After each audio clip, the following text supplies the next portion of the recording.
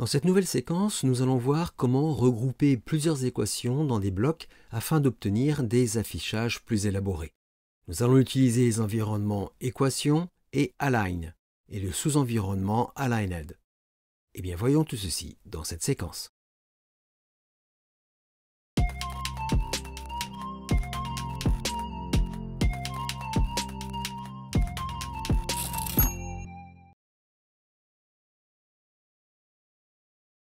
Pour ce premier exemple, nous souhaitons avoir la résolution d'un problème avec plusieurs équations qui seront toutes alignées sur le symbole égal.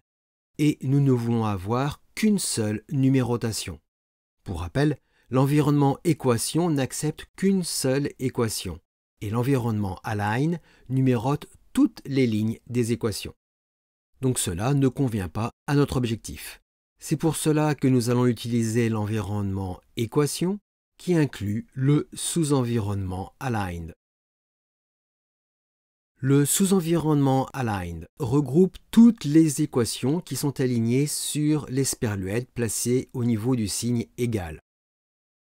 Les équations placées dans le sous-environnement aligned ne sont pas numérotées. Ensuite, le sous-environnement aligned est inclus dans l'environnement équation. Donc, l'environnement équation ne voit, entre guillemets, qu'un seul bloc, donc qu'une seule équation, et ne numérote bien sûr qu'une seule équation.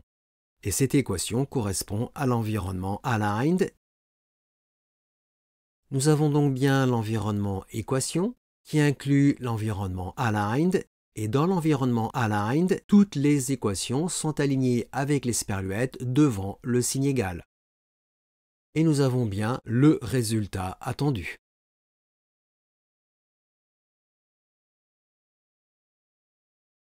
Pour ce deuxième exemple, nous souhaitons afficher deux groupes d'équations indépendants pour la résolution de deux problèmes. Toutes les équations sont alignées sur le symbole égal.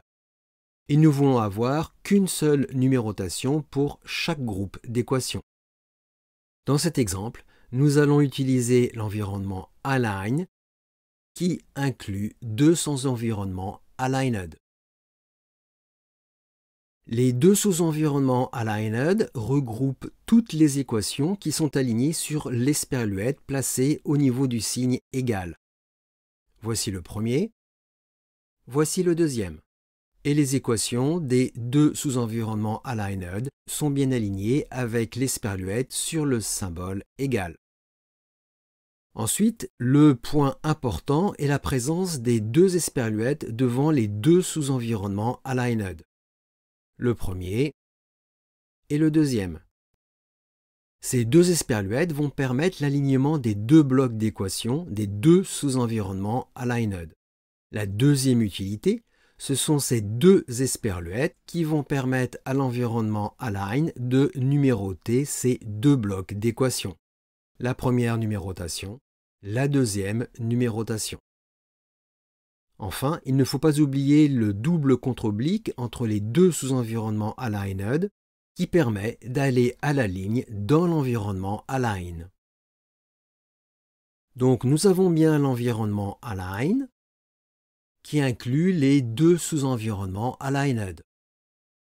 Et devant ces deux environnements aligned, nous avons bien l'esperluette qui permet l'alignement dans l'environnement align ainsi que la numérotation.